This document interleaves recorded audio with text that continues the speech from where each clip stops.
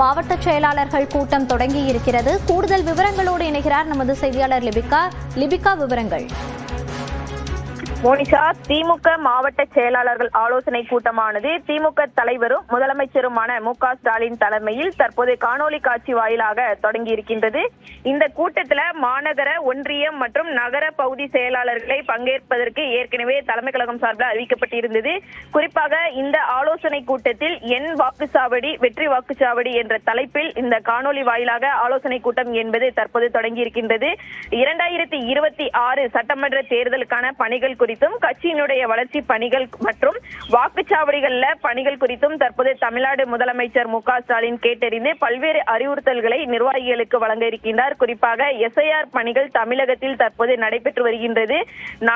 November 4 தொடங்கிய இந்த SIR பணிகள்ல தற்போது வாக்காளர்கள் அந்த பணிகள் சேர்க்கும் பணிகள் தொடர்ந்து நடைபெற்று வரக்கூடிய நிலையில் திமுக சார்பில் செய்யக்கூடிய பணிகள் குறித்தும் நிர்வாகிகளிடம் கேட்டறிந்து வருகிறார். குறிப்பாக இந்த கூட்டத்தில் எஸ்ஐஆர் பணிகள்ல வாக்காளர்களுடைய பெயர்கள் யாரும் நீக்கப்படக்கூடாது, அதற்கு ஏற்றாற்போல் நிர்வாகிகள் பணியில் ஈடுபட வேண்டும் உள்ளிட்ட அறிவுறுத்தல்கள் என்பது கொடுக்கப்பட இருக்கின்றது.